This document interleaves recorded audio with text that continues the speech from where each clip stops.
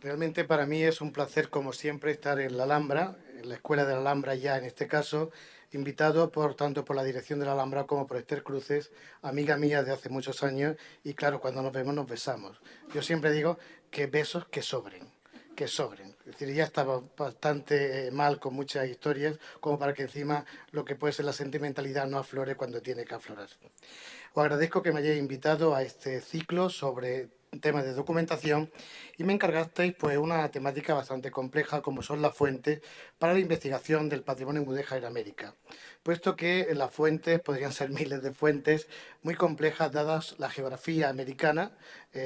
tan extensa por un lado y con situaciones de carácter político-cultural también tan complejos que van desde México, que mejor no hablar, puesto que lo están viendo en televisión todos los días, Argentina, pasando por Bolivia, pasando por Venezuela, etcétera, etcétera, etcétera. Y la idiosincrasia de cada uno de estos territorios, pues lógicamente repercute en lo que puede significar la investigación concreta, no solamente de la historia del arte, sino que además sobre la historia del arte mudéjar en América, es decir, que todavía se complejiza un poquito más la cuestión. No obstante, yo sí quiero partir de una idea de que las fuentes son absolutamente necesarias para lo que puede ser la reflexión histórica. Sin fuentes, y cuando hablo de fuentes documentales, estamos hablando de todos los elementos básicos que pueden converger en el inicio de una investigación. Sin fuentes no podemos reflexionar con una base, lógicamente, también de fuentes primarias y secundarias. Hablaremos un poquito de la diferencia entre unas y otras, y también la conexión que hay entre unas y otras, es decir, lo que es realmente decir esto es una fuente primaria, esto es una fuente secundaria, está un poco superado, ya que muchas fuentes secundarias, depende del punto de vista, actúan como primaria y viceversa. Siempre tenemos que entender que, lógicamente, un documento, si hablamos de un documento escrito, se crea por una persona con un objetivo determinado, en un contexto cultural determinado y con un fin determinado. E igualmente, quien lee ese documento lo lee con un objetivo determinado, en un contexto cultural determinado y para un fin determinado. Lo que hace que muchos documentos se presten a distintas interpretaciones o tengan jugos de distintas frutas, digamos, para distintas investigaciones según la óptica o el punto de vista que queramos aplicarle. Con estos parámetros iniciales, y a mí me gustaría intentar apagar luces. Yo sé que están grabando en la parte de atrás, pero me gusta traer siempre, no todas las imágenes son maravillosas, pero algunas son buenas y desgraciadamente esta pantalla se ve nada más que regular con las luces encendidas. Entonces, mientras más luces apagadas, mejor. Si las apagan todas, mejor. Es decir, pero bien, con esa idea yo quiero plantear esta dicotomía inicial entre fuentes primarias y fuentes secundarias. Cuando hablamos de fuentes primarias, generalmente nos referimos a documentos de archivo. Yo voy a hablar de una serie de archivos, voy a hacer una pequeña reflexión o indicación de lo que contienen archivos donde he trabajado, donde he trabajado. Esas dos son las peores, son las que me gustaría que quitaran.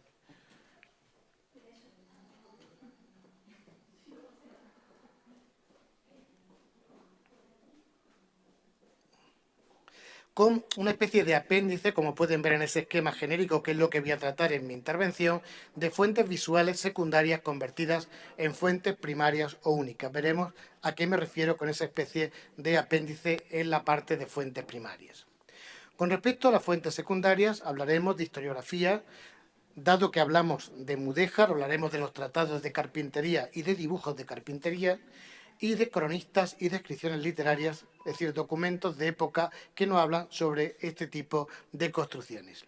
Y por último, como un tercer gran epígrafe, hablaremos de las obras artísticas o cultura material, si queremos entenderlo de forma más genérica, donde tenemos que entender que la obra artística, tiene un doble funcionamiento como fuente primaria, es decir, es un documento en sí mismo, aunque generalmente está condicionado por la historiografía y por la lectura previa que se ha hecho de ese edificio, de esa escultura, de esa pintura, pero también actúa, como digo, como fuente primaria si la entendemos como un objeto cultural de un momento histórico determinado. Por eso la obra de arte en sí misma tiene distintas significaciones y aunque haya una historiografía sobre esa pieza, sobre ese objeto, sobre esa arquitectura, siempre tenemos que entender que ese prejuicio cultural, en el sentido de que ya ha sido valorada culturalmente, no tiene en principio por qué ser un elemento negativo para la comprensión o la utilización de la obra de arte como fuente para el estudio, en nuestro caso, del arte o de la cultura mudéjar en América. Comenzando con las fuentes primarias y hablando de archivos, lógicamente, cuando se habla del mundo americano, hay que empezar por el Archivo General de Indias de Sevilla. Es el archivo donde se reúne toda la documentación que desde el Consejo de Indias, que venía a ser como el ministerio específico dedicado a América durante la época del Imperio Español, toda la documentación que estaba en el Consejo de Indias, que estaba en Simancas, que estaba en la Real Academia de la Historia, en la Casa de la Contratación de Sevilla, es decir, en distintos lugares, digamos, donde había material relativo a América, se va a concentrar en el año 1785 por iniciativa de Carlos III en el edificio de la Lonja de Sevilla, estructurándose con una serie de secciones, todas interesantes para nuestro proyecto de analizar las fuentes de la cultura mudéjar en América, en tanto en cuanto podemos tener documentación desde pasajeros a Indias, que a veces nos dan la formación, es decir, el oficio de los que van a traspasar hacia Indias, lo que pueden ser también contratos que pueden llegar desde América hacia España o viceversa, o incluso nos vamos a encontrar con elementos curiosos, sobre todo en la mapoteca, en la parte de mapas y planos, relativos a elementos que nos interesan de este patrimonio mudéjar. Por ejemplo, de objetos o fuentes que hemos encontrado a nivel visual en el archivo de India, pues podemos analizar el plano de Teutenango que tenemos en la parte izquierda, procede de un documento de una relación geográfica de Felipe II que encarga a América y que le mandan un plano donde aparece perfectamente definido el urbanismo americano, pero también una serie de construcciones, entre ellas una capilla abierta, una casa del corregidor y una serie de elementos que junto al documento nos explican perfectamente, por ejemplo, los tipos de cubierta o los sistemas constructivos que había en esa ciudad, situada en torno a unos 100 kilómetros de México, Distrito Federal actualmente, que nos habla de este elementos concretos que podemos extraer documentación primaria para nuestro objeto de estudio. O bien, en la parte de la derecha, es un dibujo que volveré después a él, es un dibujo del convento de Santo Domingo, de la iglesia del convento de Santo Domingo de México, de la capital, del virreinato, que va a proceder de esa situación específica, de la forma de regulación y de entender lo que es el sistema jerárquico de la Iglesia en América a través de la bula de patronato regio, por el cual todas las iglesias, todas las constituciones religiosas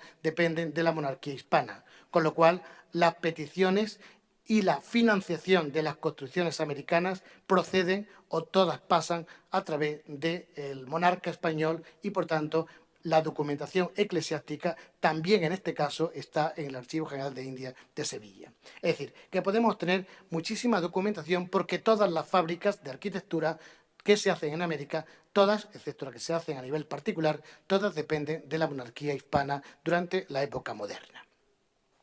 Pasando al mundo americano, nos vamos a encontrar que la situación es muy diferente en cada país, en cada región y en cada localidad o ciudad, digamos, importante. No obstante, insisto, solamente voy a comentar para que tenga una idea algunos de los archivos donde hemos trabajado yo o mi equipo de investigación.